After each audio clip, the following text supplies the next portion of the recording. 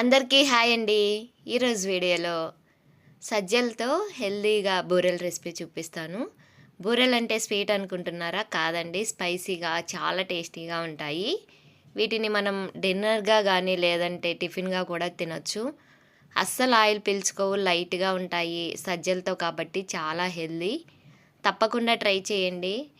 చూడండి ఎంత బాగా పొంగాయో. మనం ఎన్ని తింటామో కూడా లెక్క ఉండదు, అంత టేస్టీగా ఉంటాయి. లేట్ చేయకుండా రెసిపీ విధానం చూసేయండి. ఈ రెసిపీ కోసం ముందుగా మిక్సీ జార్లోకి 1 కప్పు వరకు సజ్జలు తీసుకొని మెత్తగా మిక్సీ పట్టుకోవాలి. మీరు వీటిని పిండి మరకైనా పట్టించి తీసుకోవచ్చు. నేనైతే ఇక్కడ మిక్సీలో పట్టి చూపిస్తున్నాను. ఇలా మెత్తగా పిండి పట్టుకున్నాక జల్లెల్లో వేసి జల్లించుకోవాలి.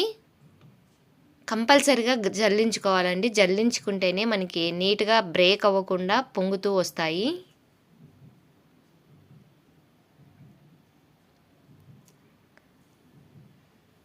మనం అప్పటికప్పుడు ప్రిపేర్ చేసుకోవచ్చు. అసలు ఎక్కువ ప్రాసెస్ ఉండదు, ఫెయిల్ అయ్యే ఛాన్స్ ఉండదు.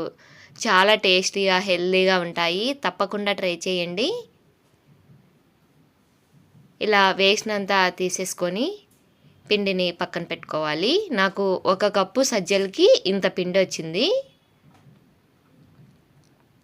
ఈ పిండిని పక్కన పెట్టుకోండి. నెక్స్ట్ మిక్సీ జార్లోకి ఒక ఆనియన్ని ఇలా ముక్కలుగా కట్ చేసుకొని వేసుకోవాలి. స్పైసీ కోసం 3-4 పచ్చిమిర్చిని ఇలా కట్ చేసి వేసుకొని 1 టీ స్పూన్ వరకు జీలకర్ర వేసుకొని కచ్చా పచ్చాగా మిక్సీ పట్టుకోవాలి. మరి మెత్తటి పేస్ట్ లాగా కాకుండా. ఈ మిక్సీ పట్టుకున్న పేస్ట్ని పక్కన పెట్టుకోండి. ఇప్పుడు ముందుగా మనము జల్లించి పెట్టుకున్న సజ్జ పిండిలోకి రుచికి సరిపడా సాల్ట్, అలాగే మిక్సీ పట్టుకున్న పచ్చిమిర్చి ఆనియన్ పేస్ట్ వేసుకొని గోరువెచ్చని వాటర్ వేసుకొని, వాటర్ వేడిగా ఉంటాయి కాబట్టి ఫస్ట్ ఇలా స్పూన్తో కలుపుకోవాలి. వేడి బ్యాలెన్స్ అయ్యాక తర్వాత చేత్తో కలుపుకోవాలి. మరీ వేడి నీళ్ళు కూడా అవసరం లేదు, ఎక్కువ కొంచెం గోరువెచ్చగా ఉంటే సరిపోతుంది. ఇలా పిండిని చపాతి పిండిలాగా కలుపుకోవాలి.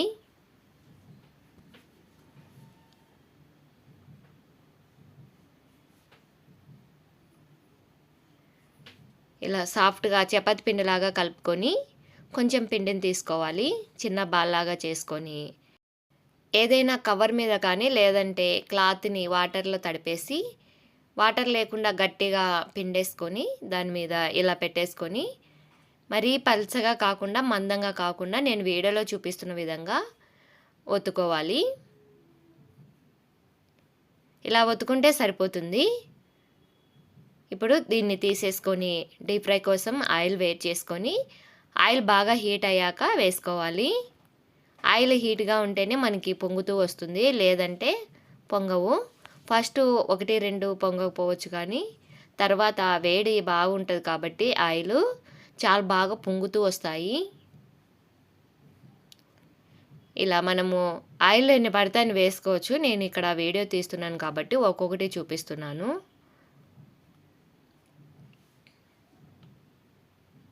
చూశారు కదా చక్కగా ఎంత బాగా పొంగాయో.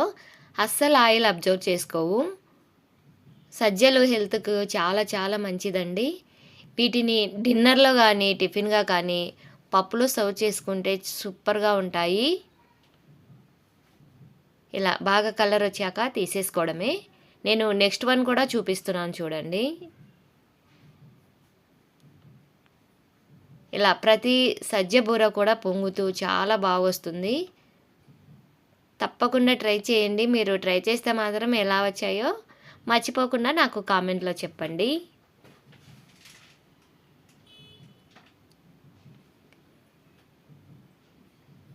ఈ హెల్దీ రెసిపీ మీకు నచ్చినట్లయితే లైక్ చేయండి, అలాగే మీ రిలేటివ్స్కి, ఫ్రెండ్స్కి షేర్ చేయండి.